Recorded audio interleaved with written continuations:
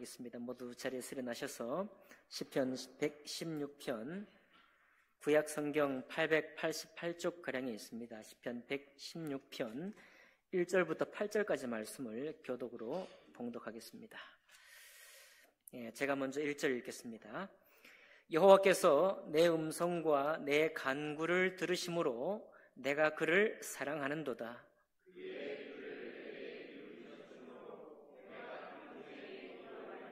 사망의 줄이 나를 두르고 수월의 고통이 내게 이르므로 내가 환난과 슬픔을 만났을 때에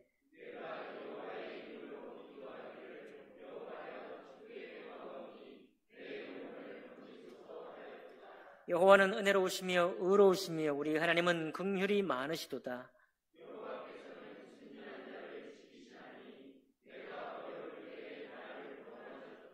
내 영혼아 내 평안함으로 돌아갈지어다. 여호와께서 너를 후대하심이로다. 주께서 내 영혼을 사망에서 내 눈을 눈물에서 내 발을 넘어짐에서 건지셨나이다. 아멘. 말씀과 예배를 위해 기도하겠습니다. 존귀하신 하나님 아버지, 또 생사화복을 주관하시며 올 2023년도 1월부터 지금까지 인도하신 주님을 찬양합니다. 하나님 아버지, 주님께서 인도하신 그 걸음걸음들 우리가 기억하고 또 생각할 때 오늘 이 시편 고백처럼 하나님, 내가 주님을 사랑한다고 고백하는 이 고백이 우리의 고백인 줄 압니다. 오 하나님, 우리를 사랑하신 주님을 향해서 우리의 사랑을 올려드릴 수 있는 우리의 생애가 될 수 있도록 축복하여 주옵소서. 이 한 시간도 주님의 말씀으로 하나님 아버지, 또 서로 간에 상호 간에 감동이 있는 성령의 역사가 있는 그런 귀한 시간이 되기를 원하고, 또 그렇게 역사하실 줄 믿고 감사드리며 귀하신 우리 주 예수님 이름으로 기도하옵나이다. 아멘. 자리에 앉으시겠습니다. 오늘 봉독한 말씀뿐만 아니라 116편 전체 말씀을 통해서 지혜롭고 단순한 삶이라는 제목으로 하나님의 말씀 나누겠습니다.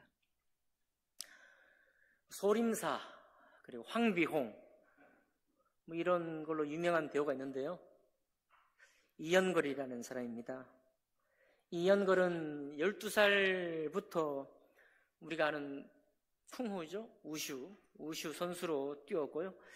대회에서 연속 5번이나 우승을 했습니다. 여러분, 우슈 대회 보면은 이 손으로 맨손만 하는 게 아니고 창, 검 이런 전부 다를 다 이렇게 하는 거거든요. 이렇게 무술로서도 아주 우승을 했던 이 경력을 가지고 이제 무술을 사용하는 배우가 된 것이죠. 그래서 80년대, 90년대 우리나라에는 홍콩 영화 하면은 엄청나게 많이 좋아했죠. 그 홍콩 영화에 우리를 즐겁게 했던 사람 중에 한 사람이 또 이연걸입니다. 헐리우드에까지 진출했고요. 또 그 무술 동작이 얼마나 또 명쾌하고 분명하고 재빠르고 시원한지 그 동작만 봐도 감동이 됩니다. 그런데 그가 인생의 전환점을 만났습니다.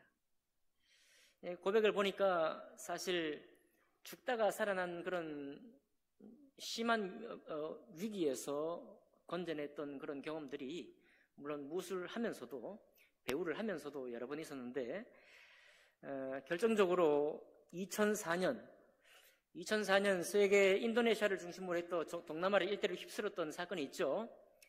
쓰나미입니다. 쓰나미. 세계 한 23만 명이 목숨을 앗아간 이 쓰나미가 발생했을 때 이 이연걸도 몰디브에서 가족들과 휴양을 보내고 있었다고 합니다. 근데 몰디브에도 쓰나미가 몰려온 거죠. 그래서 두 딸하고 바닷가를 산책하던 중에 이 쓰나미가 닥쳐왔고 큰 본 적도 없는 바닷물길이 밀려오니까 두 딸을 끌어안고 달리기 시작했습니다. 달리기 시작했는데 바닷물이 이미 해안가로 왔으면 얼마나 빠르겠어요. 순식간에 금세 물에 잠기고 말았습니다. 무술이 무슨 소용입니까? 두 딸을 살려야 되는데 자기가 살 뿐만 아니라 두 딸을 살려야 되기 때문에 도와달라고 크게 외쳤겠죠. 살려달라고 외쳤겠죠. 외침을 듣고 네 사람의 구조대가, 참 신기하죠. 몰디브라 조금 그랬는지 네 사람의 구조대가 달려와서 그 구조대의 손에 두 딸도 살고 자기 목숨도 건지게 되었습니다. 그래서 쓰나미라는 그 세계적인 그 재난 앞에 이 유명한 배우도 그 근처에 있었다고 하니 새롭지 않습니까? 그의 고백에 보면 이날 이 사건이 내 인생의 전환점이 되었다고 고백해요. 이 쓰나미 경험을 하기까지는 내 인생 41년 동안 이연걸만 가장 먼저 생각했고 나 자신이 특별하다는 것을 증명하기 위해서 부단히 노력하는 삶을 살았다고 그가 고백했습니다. 그런데 이 사건을 만나고서 그게 전부가 아니라는 것을 너무 깊이 깨달은 것이죠. 완전히 삶에 큰 전환이 왔는데 2008년에 그러니까 그로부터 한 4년 뒤에 중국의 스촨성 대지진이 일어났을 때 그가 자기 재산 100억 원 하고 우리나라 돈으로 한 100억 원 정도의 기부를 해서 이렇게 돕게 되는 그런 계기가 되었다라고 했습니다. 여러분 우리는 한 번쯤 이런 인생의 전환점을 겪게 됩니다. 누군가는 그 전환점으로 사업을 하다가 갑자기 하나님의 종으로 부름받기도 하고요. 누군가는 오늘 이영걸처럼 자선과 봉사로 남은 생애를 또 열심을 다해서 살려고 하기도 합니다. 우리는 이럴 때 삶의 위대함을 한번 또 생각을 하게 되죠. 믿음 있는 사람은 하나님의 인도하심을 깨달을 것입니다. 사실 여러분 그때 달려온 구조된 네 사람은 이영걸하고 무슨 인맥이 있었겠어요? 여러분 우리가 인맥이 중요하죠? 학맥도 중요하죠? 지연도 중요하죠? 평소에 우리가 알고 있는 사람이 얼마나 우리에게 소소하게 도움을 줍니까? 그런데 이런 재난 앞에서 누가 있습니까? 부모가 있습니까? 친구가 있습니까? 그 급박한 시간 앞에 휴대전화 칠 여유가 있나요? 아무도 우리가 아는 사람의 도움을 받지 못합니다. 이 4명의 구조대는 여러분도 이런 경험을 하게 되면 이제 고백합니다. 하나님의 천사예요. 사람입니다. 사람이지만 하나님의 천사라고 밖에는 이해할 수 없는 것이죠. 누군가 그 외침을 어떻게 들었을까요? 또 듣는다고 할지라도 누가 거기에 또 달려올 수 있었을까요? 그리고 달려와 보니 그 사람이 또 이연거리고 그 두 딸인지를 어떻게 알았겠습니까? 아무것도, 아무런 연도, 인맥도 아무런 연고도 없는 사람이 달려와서 이 사람, 아무 도움도 주고받지 않았던 아무런 인연도 없는 이 사람을 살려낸 것입니다. 원래 삶의 되게 긴박한 어려운 순간에는 본래 이렇습니다, 여러분. 원래 혼자가 돼요. 덩그러니 혼자 남습니다. 부모님, 자녀들 아무 도움이 되지 않습니다. 우리가 그렇게 의지했던 선생님, 스승들, 여러분 쫓고 배우고 그렇게 도움이 됐던 소소하게 금전으로 도움이 됐던 무슨 은행이 여러분 도움이 됩니까? 아무 도움이 되지 않습니다. 아무 도움이 되지 않아요.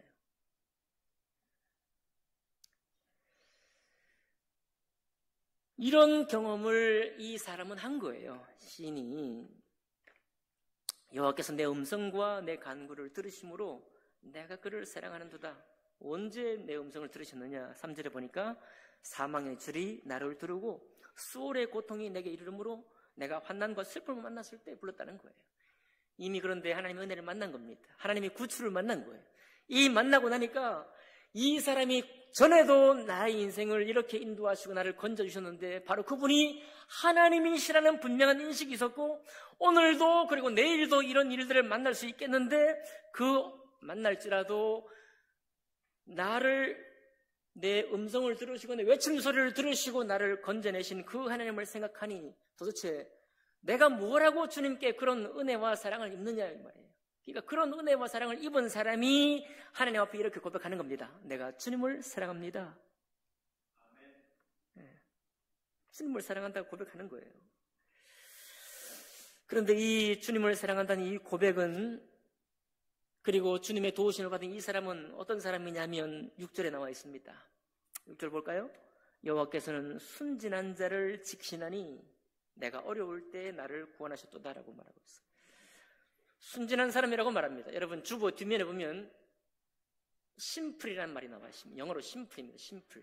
순진한 자라고 번역하기도 하고 순전한 자라고 번역하기도 하고 영어 그 말대로 단순한 자라고 번역할 수도 있고 조금 더 정확하게는 어리석은 자라고 번역하기도 합니다.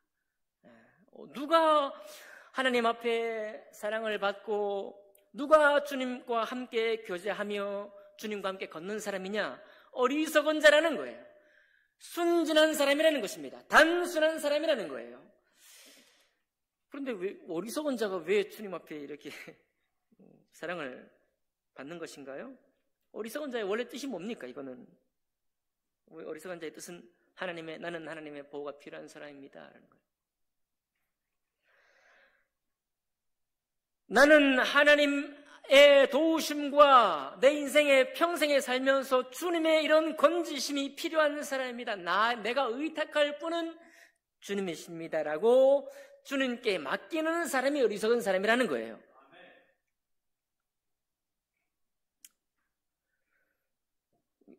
똑똑한 사람 같은데 이게 어리석은 사람 맞나요? 네, 단순한 사람입니다. 단순한 사람, 순진한 사람. 아까 이연걸이 41년 동안 무엇을 위해 살았다고 그랬어요? 내 이름 이연걸이라는 사람을 위해 살았다고 했습니다. 여기 오늘 우리 자신의 이름을 위해 사는 사람 여기 다 모여 있어요. 저도 마찬가지죠. 또 우리가 살아가면서 그냥 내 이름을 위해 산다는 게 그냥 사는 게 아니죠. 나의 특별함, 내가 이 살만한 가치가 있다는 것, 내가 이 세상에 귀할 만한 존재라는 것, 내가 그래도 다른 사람에게 피해 끼치거나 다른 사람에게 꾸임을 받는 사람이 아니라 꾸어줄 만한 능력을 가진 사람이 되기 위해서 우리의 삶의 이 인생 가운데 이 100년 인생 중에 나를 증명하는 삶을 살기 위해서 우리가 무던히 오랫동안 살아가고 있습니다. 그런데 그렇게 살 때 이게 또 괜찮거든요. 그 삶이 마냥 나쁜 삶은 아니잖아요. 여러분, 이렇게 사는 사람들이 최민정이라는 쇼트트랙 선수가 수년 동안 금메달을 막 따지 않습니까? 혹시 잘 모르시죠? 최민정이라는 여자 선수가 있는데요. 이번에도 대회에서 금메달만 5개를 휩쓸어 땄습니다. 500m부터 3000m까지 그냥 전부 다. 그거 아무나 그렇게 할 수 있는 게 아니죠. 내 삶을 한번 증명하겠다. 그런 기본이 있지 않겠습니까? 최근에 한국 수학자가요, 난제를 풀어냈다는 기사가 떴습니다. 한국 수학자가. 이거 아무나 풀 수 없는 것인데, 난제를 풀었다고 그래요. 요즘 또 TV 프로그램에 싱어게인, 저는 노래를 너무 좋아하기 때문에요. 싱어게인이라는 걸 종종 봅니다. 물론 유튜브로서 보지만은, 제야의 고수들도 많이 나와요. 아예 그 팀 이름이 제야의 고수예요. 그 다음에 찐무명이라는 것도 있습니다. 무명인데 찐무명이야. 근데 찐무명에서 아주 너무나 노래를 가수보다 가수 저리 가라 하는 그런 가창력을 선을 보이고요. 제야의 고수는 앉아있는 심사위원들, 노래 전문가들인데 전문가들을 무색하게 하는 그런 노래를 부르는 사람들입니다. 그런데 거기 출연하던 가수가요, 무명 가수인데 이 사람이 노래를 하나 불렀습니다. 근데 노래를 불렀는데 한 7년, 한 15년 이상 된 노래예요. 만화가 주제가입니다. 우리 다 모를 텐데, 어르신들 다 모를 테고, 만화가 주제가가 뭐냐면은 이게,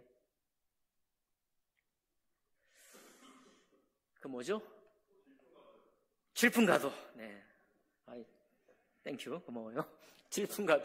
질풍가도라는 노래를 불렀는데, 그 질풍가도라는 노래 밑에 댓글이 이렇게 달려 있어요.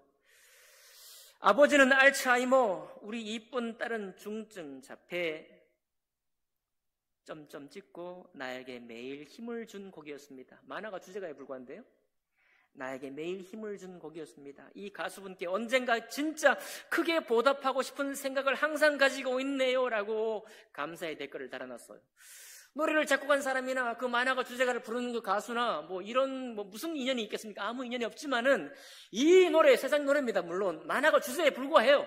그러나 그 격려하는 내용입니다. 단순한 아주 가사에 또 분명하고 확실한 그런 리듬이 있는데 그 리듬과 그 가사로 이렇게 은혜를 받았다는 거예요. 우리말로 은혜죠. 세상 사람들이 볼 때 하여튼 격려가 됐다는 겁니다. 매일 이렇게 보답하고 싶은 마음이 들 정도니까 얼마나 격려가 됐다는 겁니까? 여러분, 그러니까 세상의 많은 일들, 우리가 여러분과 제가 하는 많은 일들 속에서 충분히 어떤 사람은 도움을 받고 고맙고 감사해야 할 그런 일들을 우리도 하고 있습니다.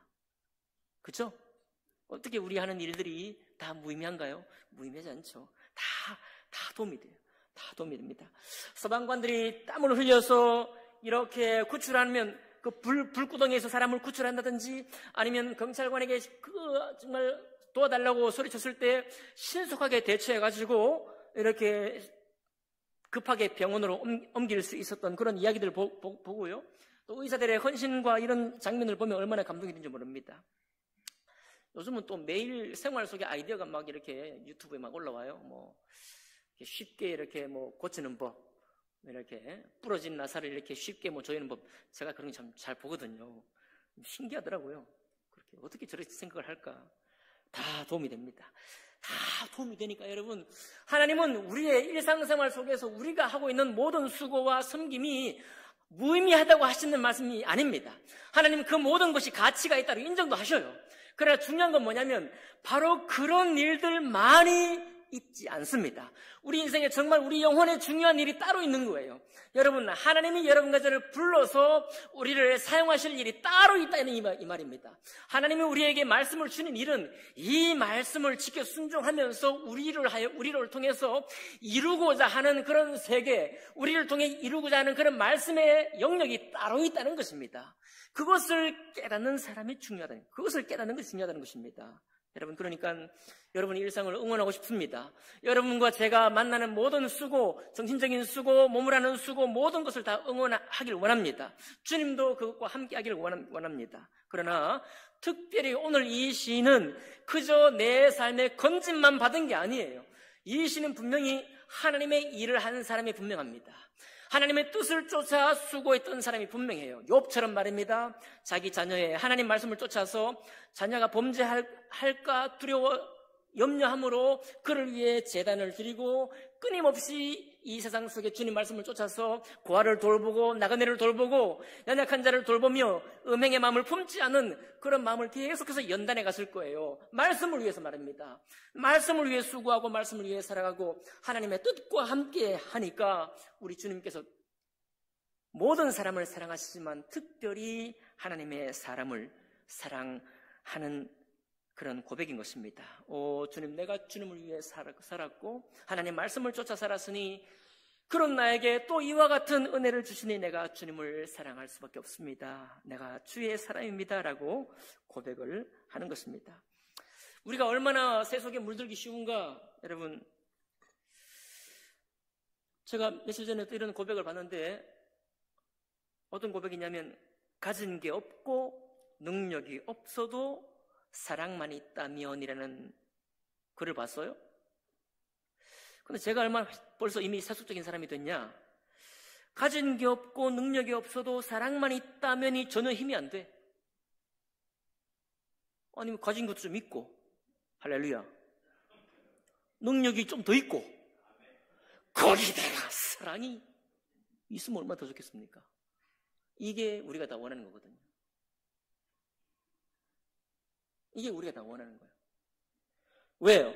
혹시라도 사랑만 있는데 가진 게 없어서 내 사랑이 능멸받고 내가 정말 사랑이 원하는데 혹시라도 내가 사랑하는 그 수고가 나의 무능함 때문에 오해를 받고 사랑의 수고로 아름답게 섬겼지만은 그가 나를 무시할까 봐 우리가 기본 인생의 모든 염려가 여기 있습니다. 다 여기 있어요.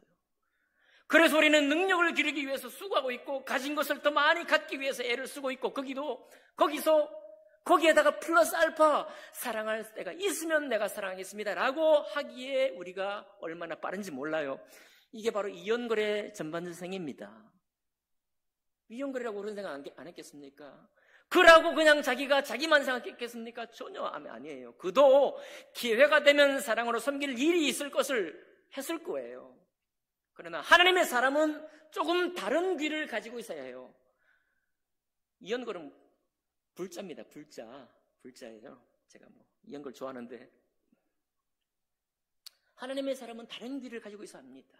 우리는 가진 게 없고 능력이 없어도 사랑만 있다면 이 말이 이렇게 무능하게 들린다는 것을 가지고 깜짝 놀라야 해요. 이럴 수가 있나? 예수님은 진짜 가진 게 없었거든요. 사람들이 볼 때 능력도 없었습니다. 기적에 베풀 능력이 있었지. 예수님 여러분 따랐다고 베드로가 돈 벌었습니까? 대답해 보세요. 여러분 예수님을 따랐다고 야고보가 돈을 벌었냐고요? 야고보가 가지고 있지 않았던 그냥 학벌을 벌었습니까? 뭘 벌었어요 그들이? 아무것도 벌지 못하고 있는 것도 내팽개치고 쫓았던 사람이 12제자잖아요. 그러니까 저들이 추구했던 게 뭡니까? 비록 충분히 깨닫지 못했지만 사랑을 추구한 거예요. 사랑을. 나중에 성령이 강림하시고 그들이 진짜 참되게 자기의 사도의 수고를 했을 때 그때도 가진 것 가지고 나가지 않았습니다. 은과 금은 내게 없으나, 맞나요? 은과 금은 내게 없으나 내게 있는 것으로 내게 주노니 나사렛 예수의 이름으로 일어나 걸어라 했던, 선포했던 사람이 사도들입니다. 그러니 하나님의 능력을 추구한 것이지 돈의 능력을 추구한 것이 아닙니다. 하나님의 능력을 추구한 것이지 하나님께서 이 땅에 사람들이 우리를 측량하고 사람들이 우리를 측정하는 그 모든 가지고 있어야 될 자격들을 추구하는 것이 아니에요. 추구하지 말라는 얘기 아닙니다. 여러분 추구하세요. 추구하지만 분명히 깨달아야 될 것은 그것 추구하다가 하나님의 부름에 귀가 닫히고 하나님이 우리에게 말씀하시고 우리를 불러서 사용하기 원하시는 그 자리에 내가 없을까 여러분 걱정하고 두려워해야 한다는 것입니다. 하나님을 경외한다는 것은 바로 그 자리에 내가 있다는 거예요. 내가 그 자리에 없는 것을 안타깝게 생각하는 사람이 바로 하나님을 경외하는 사람입니다. 여러분 그런 사람이 하나님 앞에 어리석은 사람이에요. 그런 사람이 하나님 앞에 단순한 사람입니다. 그런 사람이 하나님 앞에 순진한 사람이에요. 그런 사람이 하나님 앞에 순진한 사람입니다. 그런 사람을 오늘 116장 7절에 보니까 여호와께서 너를 후대하심이로다 라고 말씀하고 있네요.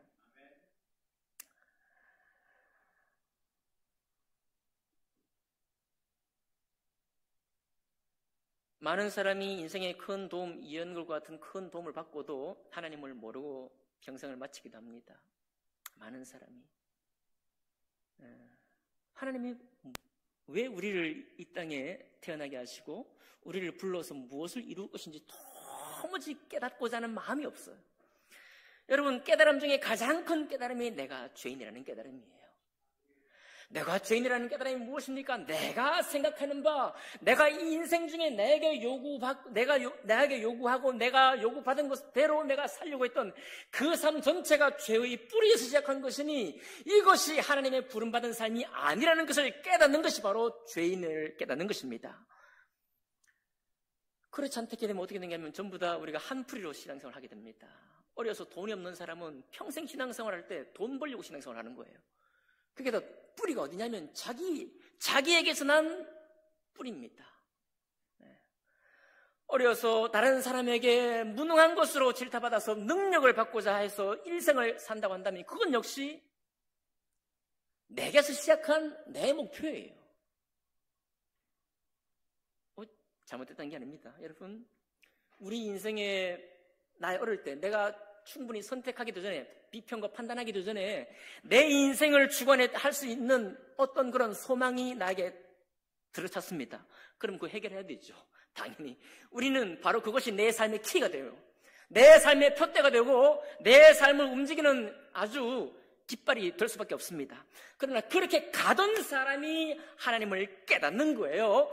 그렇게 가던 사람이 내가 죄인이라는 죄인이라는 것을 깨달을 때 하나님이 내 인생의 방향을 세워주시고 주님께서 인도하시는 길로 걸어가겠다고 하는 이 시작이 바로 죄인된 깨달음으로부터 시작되는 것입니다. 바로 거기서부터 우리 삶의 전환이 온전케 되는 거예요. 여러분, 그리고도 여러분과 내 속에 있는 부르심에 여전히 따라 살 수 있잖아요. 다만 중심이 뭐냐면 내 삶을 살기 위해서 주님을 개입시키는 것이 아니라 하나님의 뜻을 이루는 삶의 중심 가운데 내 삶을 끌고 가는 거예요. 그게 바로 주님의 부름받은 사람의 삶인 것입니다. 죄를 깨달은 사람의 고백인 거예요. 그러니까 여러분, 그냥 이 세상 사람들이 깨달을 수 있는 그 깨달음의 길로 마냥 내버려두는 삶은 성도의 삶이 아닌 것입니다. 성도는 말씀이 그러한가 하고 계속해서 따지는 사람이요, 성도는 많은 사람이 이 말씀 밖에 있다는 사실을 깨닫고 더욱더 주님 앞에 주님의 길로 가겠노라고 자기 삶을 새롭게 하기를 원하는 사람이요, 성도는 다른 사람이 그 길로 가지 않더라도 주님께서 이 길을 원하신다고 한다면 내가 그 길을 걸어가겠노라고 다짐하는 사람이 성도인 것입니다. 그 사람을 주님께서 후대하신다고 말씀하고 있잖아요.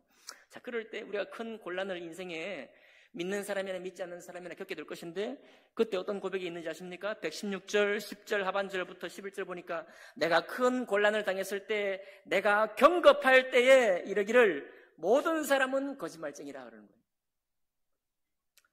모든 사람이 거짓말쟁이래요. 여러분, 우리가 다 거짓말쟁이입니다. 왜 거짓말쟁이냐? 도움이 안 되기 때문에 거짓말쟁이에요. 아니, 우리가 거짓말을 하기 때문에 거짓말쟁이가 아닙니다. 이 말은 내가 평생에 거짓말 많이 하기 때문에 거짓말쟁이란 말이 아니라 내가 너를 도와줄게. 야, 뭐 언제 필요하면 말해. 그것도 거짓말이 아니에요. 사실 참말인 참말인데 진실로 내가 곤경에 처했을 때 그가 도울 수 없다는 사실 때문에 그가 했던 말조차 거짓말이 되는 것입니다. 이연걸처럼 말입니다. 아무도 도울 수 없을 때 그렇게 나에게 실제로 도움이 됐던 사람의 도움이 안 되니까 나를 뭐 잘 봐주겠다, 너를 헤아려주겠다, 내가 너를 책임져 주겠다고 했던 수많은 약속들이 전부 다 허사가 되므로 모든 사람은 거짓말쟁이라고 고백하는 거예요. 여러분, 우리가 이 땅에서 능력을 있는 삶을 살고 싶고 가진 삶을 살고 싶고 또 베푸는 삶을 살고 싶고 좋습니다. 그 모든 일을 하기 위해서 우리는 사람들과의 관계를 맺게 되어 있고 더 좋은 관계를 또 맺게 되어 있습니다. 그러나 우리의 죄인됨을 진실로 깨닫는 사람은 어떤 고백을 합니까? 그 모든 사람이 도움이 없을 때 오직 주님만이 나의 도움이 되신다고 고백하는 거예요. 그런데 그게 환난과 곤란이 찾아올 때만이 아니라 항상 주님이 항상 그것이 내게 확실하기 때문에 나는 항상 주님을 찾습니다. 내가 항상 주님 말씀을 귀하게 여깁니다. 내가 항상 주님을 예배하는 곳에 내가 있습니다라고 하는 이 고백을 하는 사람이 죄를 깨달은 사람이요 주님 앞에 돌이킨 사람인 것입니다. 왜 우리가 주님 앞에 죄를 깨닫고 성도가 되었으면서도 여전히 이연걸의 첫 번째 깨달음에 여전히 머물러 있을 필요가 있겠습니까? 왜 여전히 자선하고 자기를 쫓던 삶에서 자선하고 봉사하는 그 정도 수준의 그런 깨달음만으로 우리의 삶을 내버려 두려고 하십니까? 여러분, 하나님은 처음부터 말씀하셨고 지금도 말씀하시고 계셔요. 그 주님의 부르심 앞에 우리 삶을 드릴 수 있기를 원합니다. 여러분, 주일날 예배하는 것도 이게 그냥 하는 게 아니에요. 만약에 이 예배가 여러분의 첫 번째 나의 맺힌 한을 풀기 위한데 이 모든 예배가 소용되고 쓰임되고 만다고 한다면 참 슬픈 일입니다. 그 슬픈 일이에요.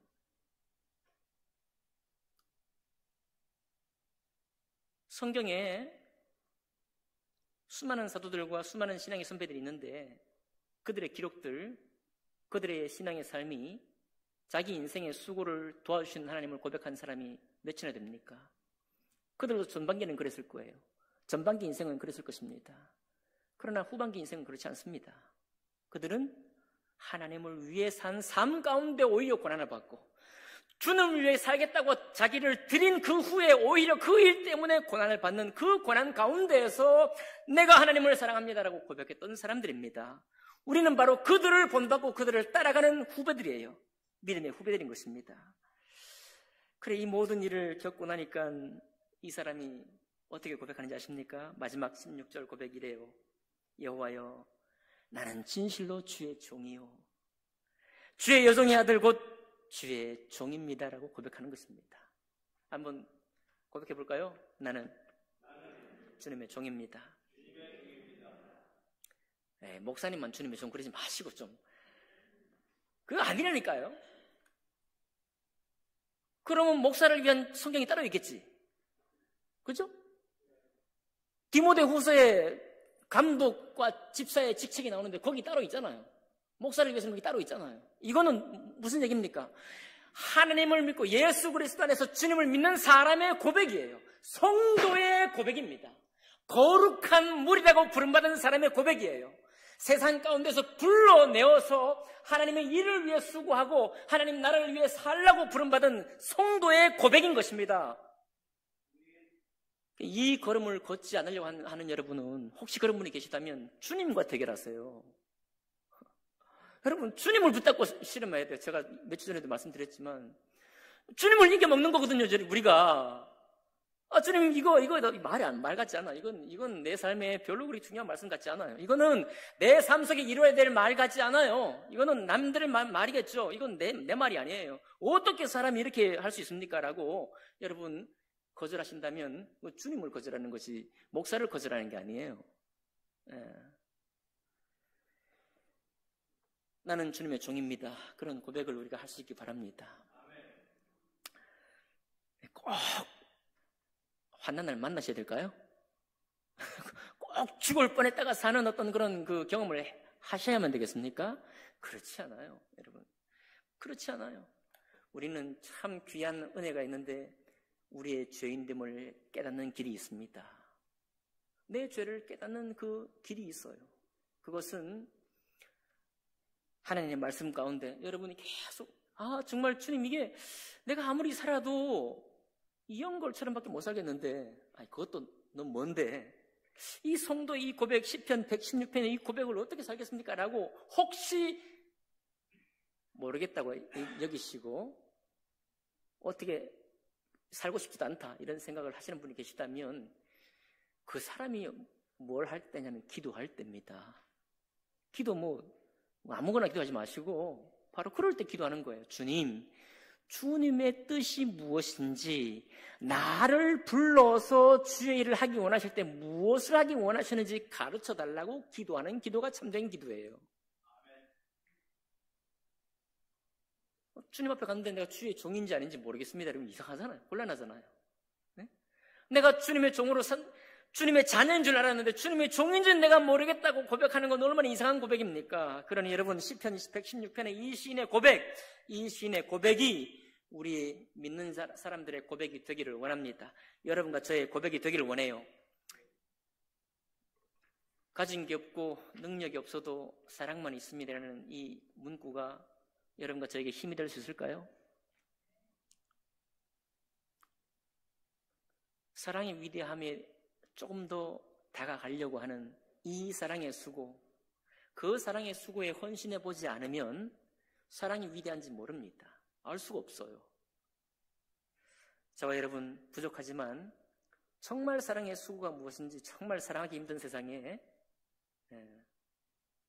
사랑에 한번 헌신해 보는, 왜냐하면 주님께서 우리를 사랑의 사도로 불렀기 때문에 사랑에 헌신해 보는 그런 여러분과 제가 되어서 주님, 나는 주님의 종입니다 고백할 수 있기를 바랍니다.